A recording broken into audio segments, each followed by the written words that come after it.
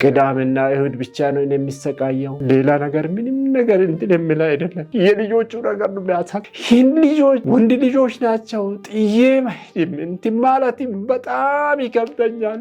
በጣም አርብና እሁድ ሲደርስ ጭንቀት ውስጥ ነው የሚገባው። ጭንቀት ውስጥ እገባለሁ። ለምን ምን ሰርቼ ነው የሚያበላው? ያ ነገር እንደገና አልበሰለም። የሆነ ነገር ሲቃጠልም ይሰቃያል። ይሄ ነው በጣም የሚከብደኝ ለኔ። አሁን በጣም ይከብዳኝ። አርብና ቅዳሜ ደግሞ ትምህርታቸውን ሲያቆሙ የተባቴ ነው የሚያጋው። ምንድን ነው የሚሆነው? በቃ ማላ የምናገረው ነገር ይጠፋብኛል። ጥዬ መሄድም ልጆች ናቸውና ባለቤቴ ናቸው። ዳና በሆነች ሰዓት ነው የተጋባሁት። በቃ በጣም ተቸገርኩ። ከዛ በኋላ እናቴ ለምንድን ነው ሐኪም ቤት ማትወስደው? አየ ወሰድኩ ነኝ። አሁን ቀጣ እንዶ አብረን ከአንተ ጋር እኔ ትምህርትን ቀርቼ መሄድ አለብኝ። ለምን ሐኪሞቹን የሚለውን ነገር እኔ ራሴ መስማት ይፈልጋለሁ።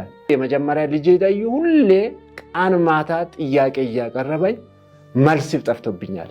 እንደዛ አይነት ነው። አሁን በጣም ይከብደኛል።